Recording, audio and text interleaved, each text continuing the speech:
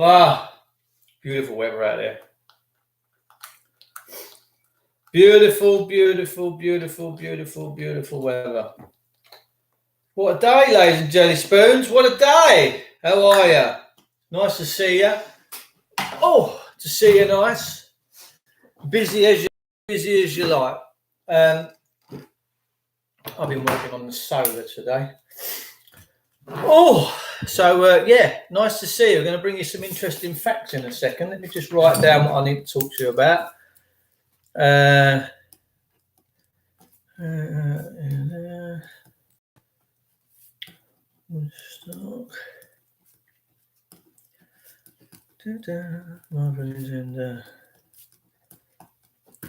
Right, how are you? Right, so excuse the glasses. Lockdown fever, see, broken them. Can't get new pair. Can't get out. No, of course you can. I've been going out every bloody day. I don't let Boris Johnson and these idiots tell me what to do. Let me tell you. Why? They didn't create me. Don't own me. Ownership. Papers, please. Papers, please. Where you going? I want to see your papers. What? What are you chatting about, you gangster? This is England. Where are you going? Where are you going? What are you doing? Who are you going to see? This is a copper, by the way. Where are you going? What are you doing? Who are you going to see? Your aunt? Where are you going? Tesco's? Morris? Where are you going? What's it got to do with you? Constable. That I pay your wages. What's it got to do with you, love? Hello, Ruth. Nice. Hey, Ruth. Nice to see you, darling. How? Ruth's popped in. Nice to see you, Ruth. Lovely to see you. Love the kisses, darling. Yeah, who we got? Cheryl Kocher. I've had enough. Cheryl's had enough. So stand up, right? I'm going to bring you some interesting facts here. Yesterday in my village, they celebrated VE Day, which is Victory in Europe. And 75 years ago, the Allies, the Americans and all the others, the Polish boys that come over and fought on the foot and in the air and in tanks and all that, freed up the Western world from the apparently fascist regime of Germany. And everyone was celebrating. My missus was out in the hall. She went through the village and someone said, "You want a tin of beer?" Someone come out and give her a tin of beer. So she's come back half cut with a can of lager in her hand on the horseback. I'm like, Christ. All goes on down here. But the irony is that everyone was on lockdown on VE Day. You can't make this stuff up. It's really funny. So VE Day, Victory in Europe, freedom! As Braveheart said, give me freedom. Who was it said, give me freedom or death? Or give me liberty or death? I can't remember. That was someone years ago. So yeah, everyone's on lockdown. Can't touch their neighbour, can't hug their friends, but they're celebrating Victory in Europe. Oh, the irony. Oh, the irony. So anyway, I'm going to give you some interesting facts about my village. In my village, right, because I was a villager, I'm not a villager originally. I grew up in southeast London. I grew up in Goldsmith Road, and then we moved to the North Peckham estate. I don't know if you remember years ago where that Damalola Taylor kid, bless his heart, got murdered. And I used to play exactly where, or many years before though, many years before, where Damalola Taylor was stabbed to death. And I don't understand all this culture. I really don't. And my mate just popped out. He said, "Oh, we're living in a police state." And people, when they say this about, "Oh yeah, we're living in a police state," it's like like it's normal, like they've accepted it. I'm like, you should have a little bit more vigor in your voice. Look at my bit of hair. Look, talk about lockdown. I might run the clippers through it later because I'm worth it. Do you know what I mean? I said, you say that as if it's like a proud badge to wear. Do you know how horrifying a police state is? Do you know where it ends up? It ends up in a real bad way. And we're seeing it. We're seeing it. So anyway, my village has approximately Well, probably more now because we've got an influx of new builds. There was last year 6,500 people in my village, and they've been putting up quite a few. So I'd say there's probably 6,700 people in my village, right?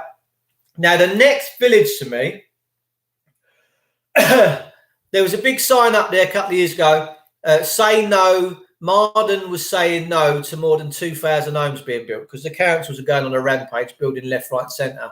So I would say Marden has the same sort of population as my village. So let's say 6,700 times 2. I'm not Voldemort, by the way. So I'm just going to say 6.5 and then put 4 on it. So 6.5 and 6.5 is 13.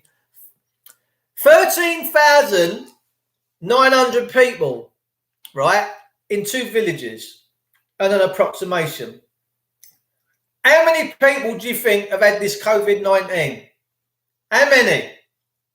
Come on, give us your numbers in the comment rooms. How many people do you think out of almost 14,000 people have had this COVID-19 and died from it? Anyone got any answers? We'll leave that one. I'm going to leave that open-ended. I want your comments in the comment box. This is interactive TV. Now, the next subject I want to talk. So anyway, that's 14,000 people, right, in these 2 villages. How many people? Cheryl Cotcher, are you psychic? Are you psychic? 1. An old boy.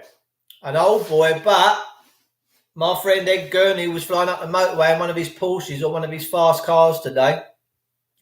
And he's a funeral director.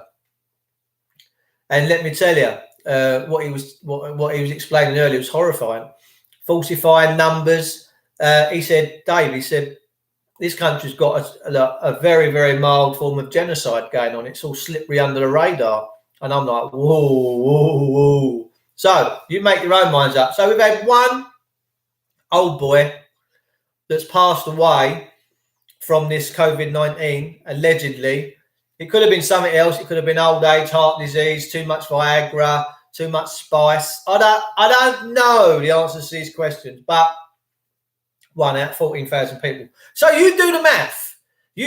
Now, obviously, we're in a village, we're in the country, and nothing happens down here. It's so quiet. It's like Darling Buds and May. You remember Darling Buds and May? That's where we live. I live in Par Larkin's country, where he filmed that Kushti series. Kushti! And he used to pay for things cash. And the cash is going to disappear, which is a sad, savage thing. This government is really asking for trouble right now, and I think they might have it coming. So we've dealt with my village. The next subject I want to talk about is Woodstock. Now, in 1968, I think it was, this Woodstock was let's have a see what the internet says about Woodstock, right? And I'm going to give you some verified facts on this thing. So just bear with me. Nice to see you all, by the way. Woodstock, 1969. I would have been 2 years old then. Maybe my mum and dad went to these things, were doing poppers and all that stuff. I don't know. It could be the reason why I'm like what I'm like. Who knows? So I'm going on to Wikipedia here. We love a bit of Wikipedia. Woodstock was a music festival held 15th to the 18th of August. So it's probably beautiful weather. Ladies there in short skirts and all that. You know what I'm saying, lads? 1969 on Max Yasua's farm in Bethel, New York, right? So this old boy, Max Yasua, dairy farmer, nothing better to do, has decided to put on this festival called Woodstock, right? 40 miles, 60, sorry, I've just had some peanuts. 65 kilometres southwest of Woodstock, billed as an Aquarian explosion. 3 days of peace, man. Peace and music. A bit like John Lennon. John Lennon was about in them days when he's shouting it, make love, not war, and all that. And alternatively referred to as Bethel Rock Festival.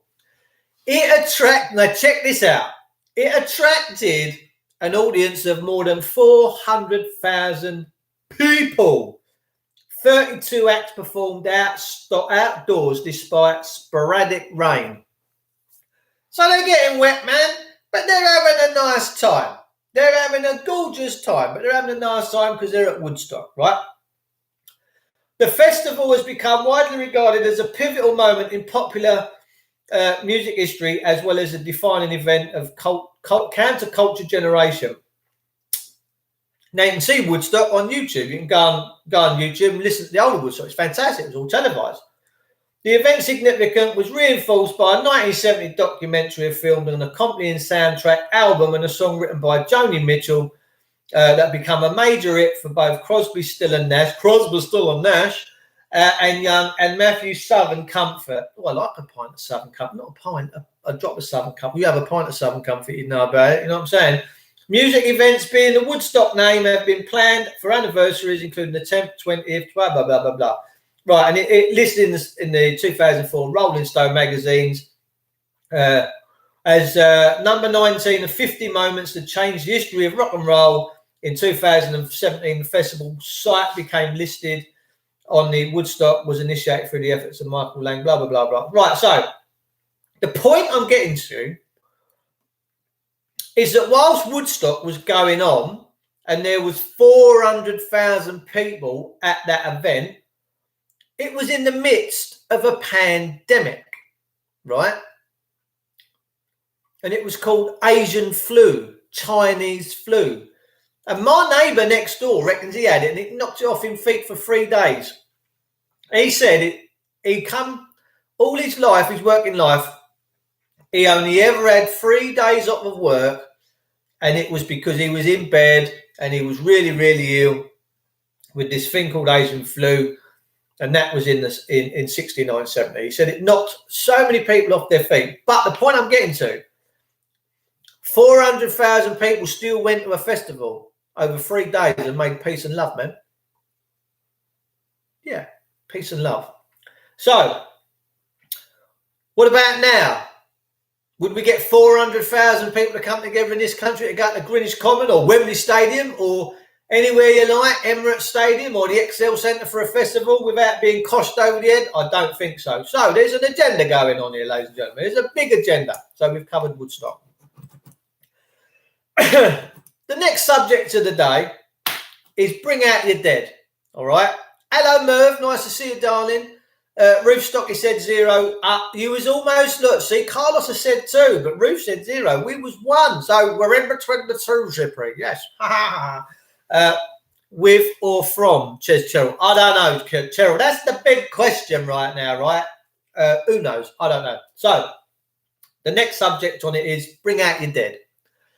Now, as you're well aware, everyone's been coming out on a Thursday night, clapping at 8 o'clock. 8 o'clock on the dot, on the dot, 8 o'clock, clapping their backsides off. Way, come on, let's have it. And all the neighbours are out there banging Salzburg. It's been going on for weeks now, it drives me mad.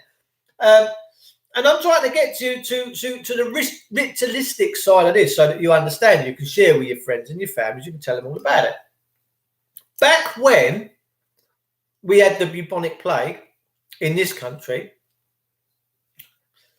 and that was a proper pandemic or an epidemic, whatever it is you want to call the Black Plague, whatever it was, rat infestations, this, that, the other.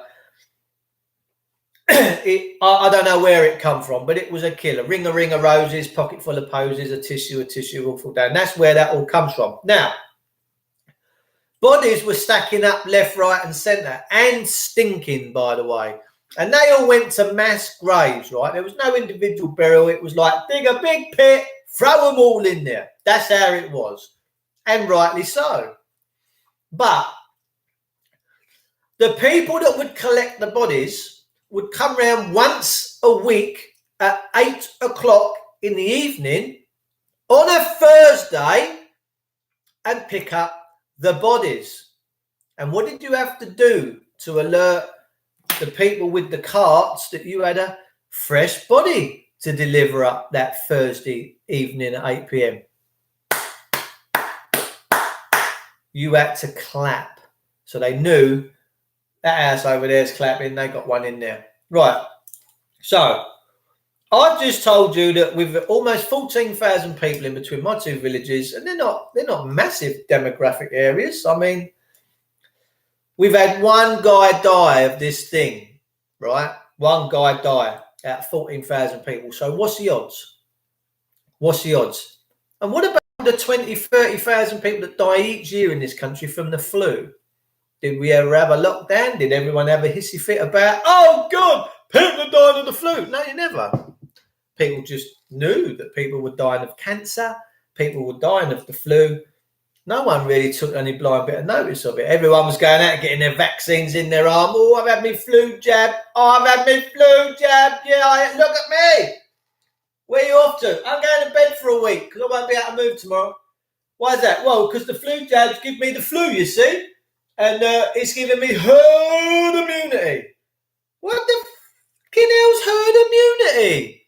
I'm not a cow in a field. You're not cows in a field, ladies and gentlemen. Your souls, your spirit, your sentient life. It's true, isn't it? It's true. Oh, we got to get the herd mentality. Oh, we've got to get the herd mentality.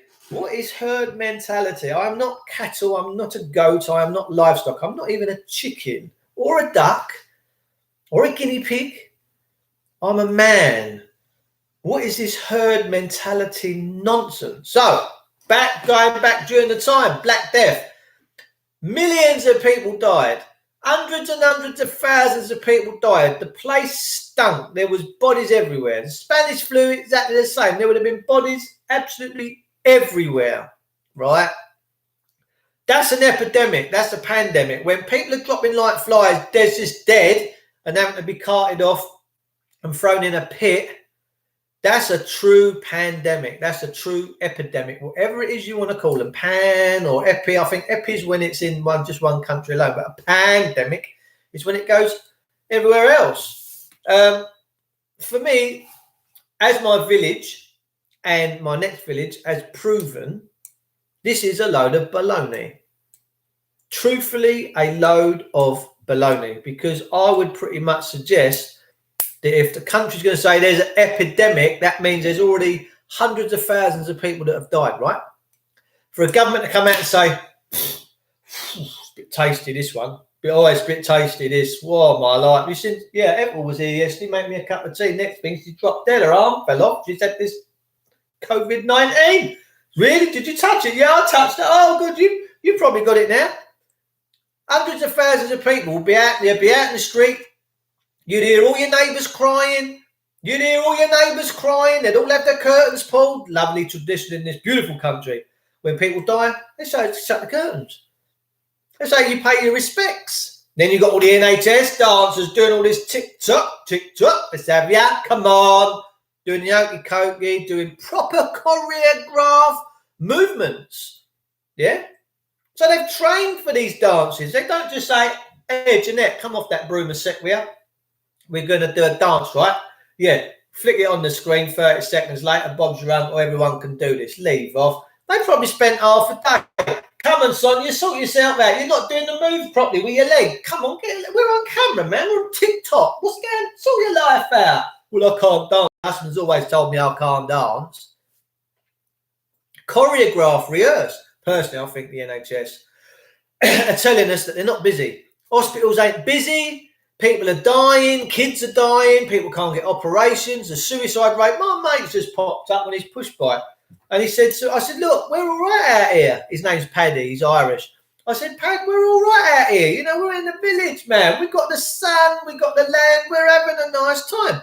Can you imagine living on the breadline, living in a flat somewhere? Whoo! Let me tell you. There must be people committing suicide, people dying of malnutrition because they can't afford food. We know the government's pulling all the stops on everyone. I genuinely think, ladies and gentlemen, that this government wants a civil war. I really do. I really genuinely believe that the government in this country want us to have a civil war. But the problem with that is that once you scorn us up, we're really spiteful. The people of this country can be really spiteful, like and descending to levels of violence that you're quite not prepared for. And now I'm even hearing all over the place on various groups You can hear the way that people are speaking, the language they're using. They're right. We're not having this. We're going to go out. This is do or die. This is Rocky Balboa right now. You know, this is a fight for survival. So my suspicion is that the government's been caught red-handed, and I think that it will come out in history that this has been one of the biggest cons in history and ever played on our people. And this Paddy's just said to me, the whole country's in fear. He said, my neighbour, we was chatting across the fence yesterday, a little 5-foot fence with a little trellis on the top. She offered me a piece of homemade cake. He said, no, I knew my missus wouldn't touch it because of this COVID-19. By the way, it's COVID-20 next year. And, it's a fox. Oh, it's a beaut. He said, so I had a piece. He said, I'm not worried. I'm not living in fear.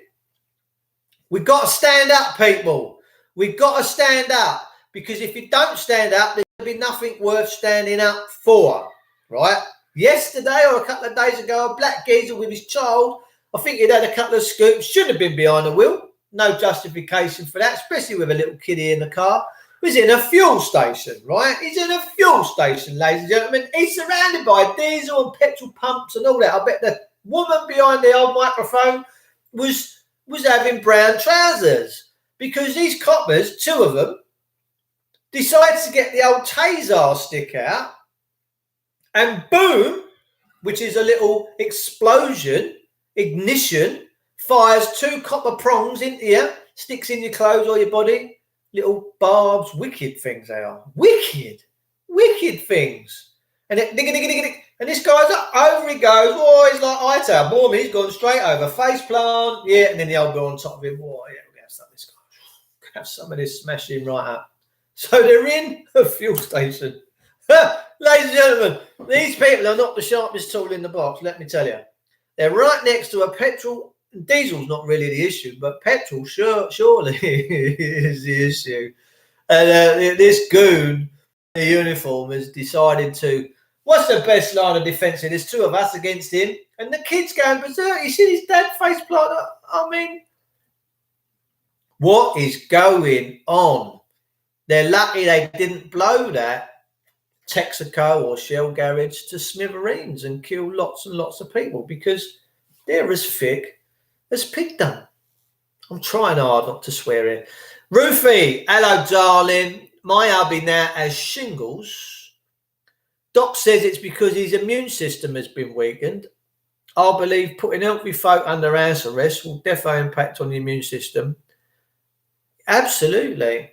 So, in this time period, you've got to eat living food. You've got to eat fruit, veg, anything you can get your hands on that's living, lettuce, all that stuff, raw cabbage in your sack, as much as you can, grated carrot, make yourself just some big, powerful salads up with a little dressing over it with a nice bit of salt and pepper and olive oil and all that old lot, bit of chili sauce, whatever you want to put on your salads.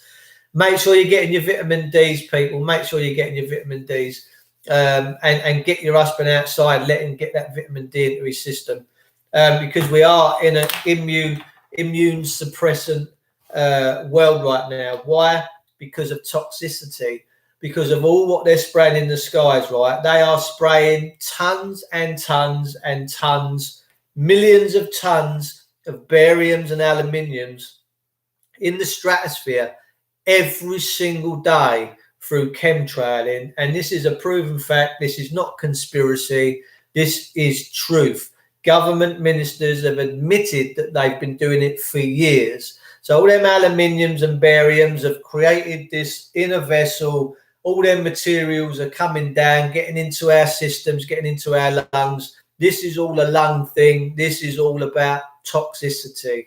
Trust me, ladies and gentlemen, this corona COVID-19 is to do with toxicity. Now, I'm a fairly healthy geezer. I drink lots of juice. I juice a lot. I eat good living foods. We grow our own foods.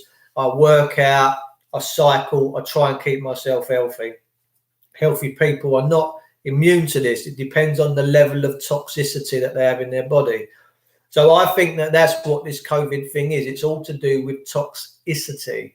And that's why you'll see people in city centres and massive town centres with lots of toxicity in the air from all the diesel and petrol engines and Lord knows what else. An industry is giving them respiratory problems. Now, I'm going to talk about Battersea Power Station, right? Because in history, back in, I think it was the 1960s, Battersea Power Station was a coal-burning power station right along the River Thames. Now, what happened was you had a thing called smog, right?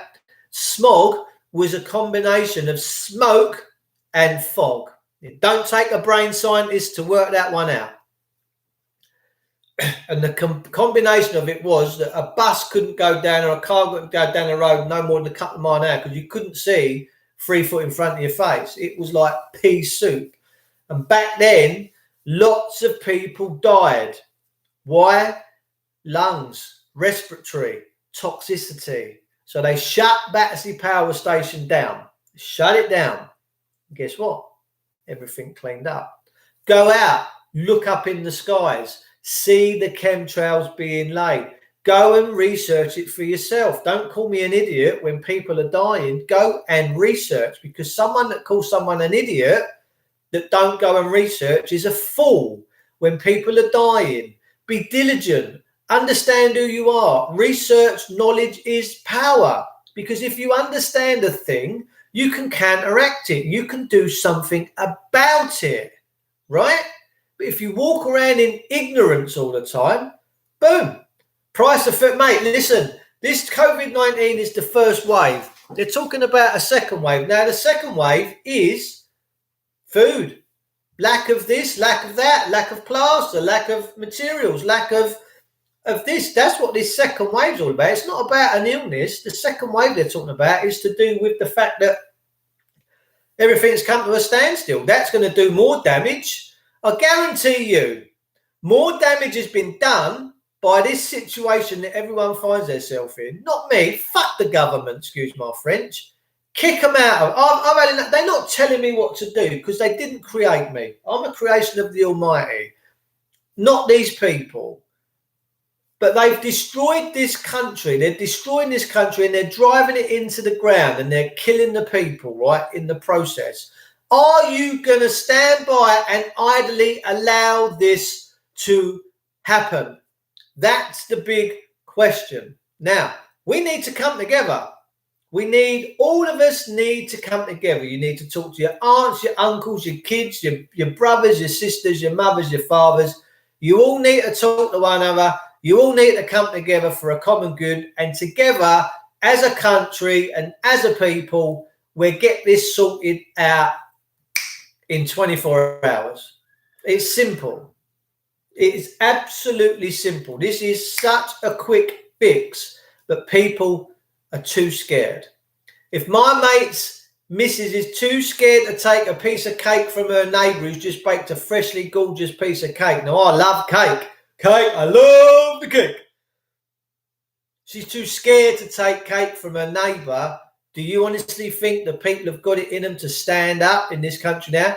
Nigel Farage, the leader of the Brexit Party and former member and spokesman and leader of UKIP, UK's Independence Party, has had his collar felt this week by Kent Police, who paid him a visit late at night, like they do, like the Gestapo do. The Gestapo used to come round late at night, take you off, put it against the wall and shoot you.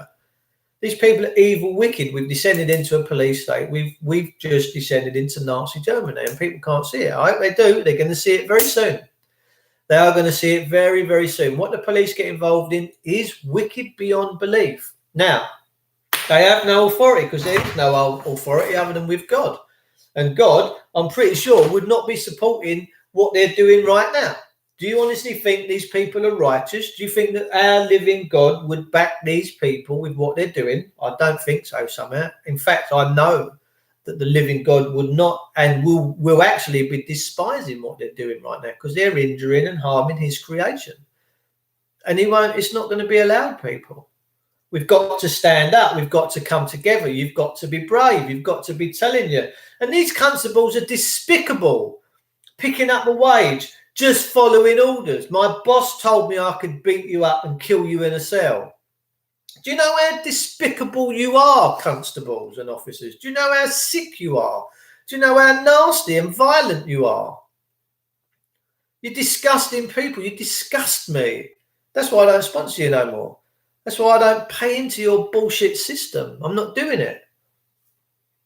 I'm just not doing it. Because I won't have a dog and bark myself. I'm not having these. I'm not paying these people to beat me and kill me and write up a dodgy death certificate and send me off in a double bag to an incinerator. Thanks, Dave, for a nice life. No, mate, it ain't happening. Cheryl Kocher, I lost my fear when I was a child. Amen. I don't live in fear. These people are evil. They've got a very evil doctrine going on in this country right now, and it's going to get more evil unless we all come together and stand up and tell Boris Johnson and his lot to go and stick it up their bagpipes. Pretty good tonight, no, with the old non-swearing. I'm just trying not to get banned on this platform. I think YouTube's pretty lackadaisical. Oh, Jamie Bennett's just sent me a voicemail. Shall we see what Jamie has to say? Oh, what's this? Jamie's just sent me this. Let's have a listen. Well, this could be his band.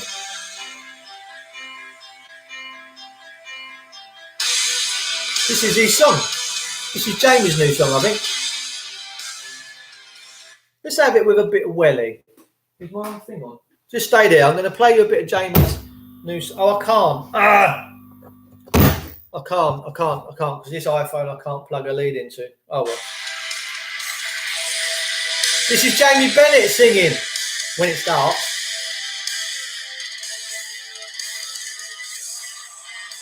It's Jamie.